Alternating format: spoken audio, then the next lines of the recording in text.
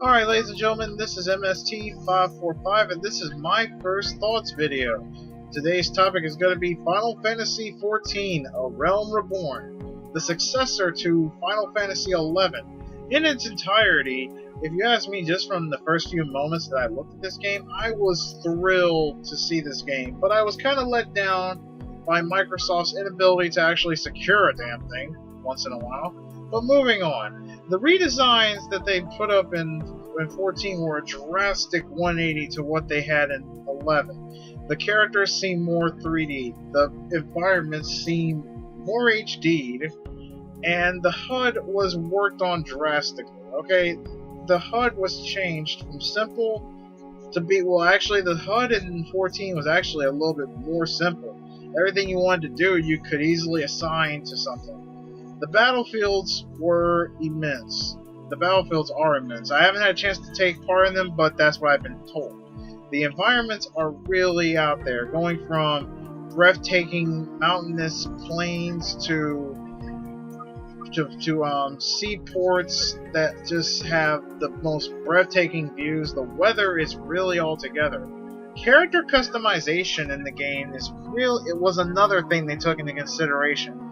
You can do a lot of customizations with characters, from the freaking way their noses looked all the way down to changing busts and cup sizes for female characters and such. Guys, have your fun. And anywho, the monster redesigns were also breathtaking. Monsters like Ifrit and Garuda, they made the avatars that we all know from 11 look like demonic godsends. I mean, you could shit your pants if you ever saw any of these redesigned avatars in an alley somewhere in the black of night. Anyway, character redesigns were also another thing that they worked on, from Mithras to Tartarus, and for the sake and for everybody's sanity, they had done something with Galgas, but trust me, you wouldn't want to look at it right now. So, with that said, the mechanics in 14 are actually almost carbon copied from the mechanics of 11, with some changes here and there that were really notable. One of which is the waypoint system. Recently, in an update long ago, 11 incorporated the ability to take home point crystals and move to different locations. While 14 has also incorporated this, they also have giant-sized crystals that can move you from in-town places to small out-of-town places that are acting as sanctuaries. That's another thing they put in 14 that was not in 11. Sanctuaries. If you find yourself in a dire situation that you know you're probably not going to survive, you have the option to run for a sanctuary place. If you can make it to a sanctuary place, you will be relieved of all hate that you have on any outstanding mobs, and you will be able to recover. Also, the crafting system has been redone. Oh my sweet goodness, the crafting system was saved.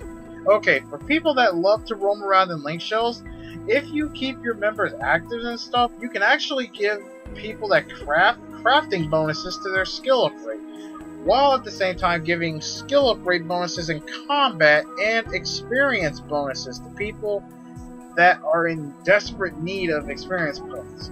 With how the side quests go in 14, I would say the game is more quest driven than story driven, which it could work, but I haven't played enough of it to actually give a 100% rating on it. With that in mind, the game itself had a dark history. With its beta launch in October 2012, people were talking about how horrid stuff was. But when they relaunched it in 2013 on August, people were suddenly brought back to the one thing that they hated the most. Well, I'm going to continue to see what I can get on it.